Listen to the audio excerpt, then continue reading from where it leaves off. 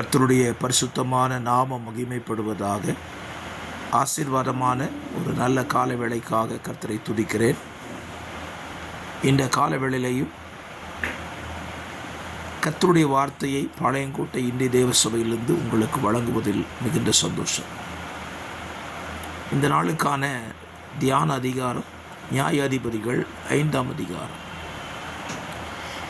31 வசனங்களை உள்ளடக்கின அதிகாரத்தில் இன்றைக்கான தியான வசனம் 31ஆம் வசனத்தில், கர்த்தாவே உம்மை பகைக்கிறவர் யாவரும் இப்படி அழிய கடவர்கள், அவரில் அன்பு கூறுகிறவர்களோ வல்லமையோடு உதிக்கிற சூரியனைப் போல இருக்க கடவர் என்று பாடினார்கள்.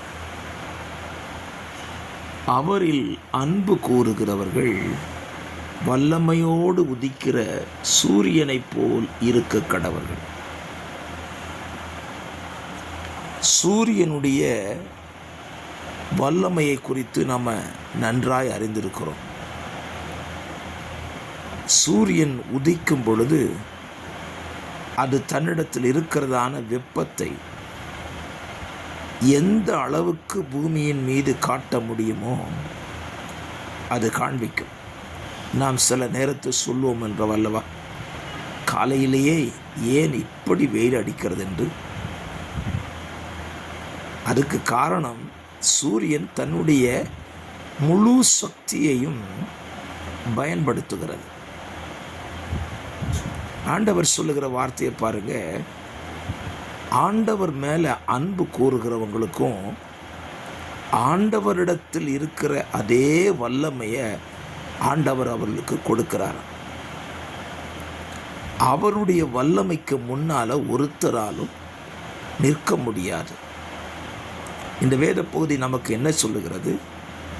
நாம் இந்த உலகத்தில் வல்லமை உள்ளவர்களாக, பலன் உள்ளவர்களாக வாழ வேண்டுமானால் நாம் தேவனில் அன்பு கூற வேண்டும் என்று இந்த வசனம் நமக்கு சொல்லிக் கொடுக்கிறது. ஆண்டவர் சொல்லும்போது சொன்னார், உன் தேவனாகிய கர்த்தரிடத்தில் முழு இருதயத்தோடும் முழு ஆத்துமாவோடும் முழு பலத்தோடும் அன்பு கூறுவாயாக என்று சொல்லியிருக்கிறார்.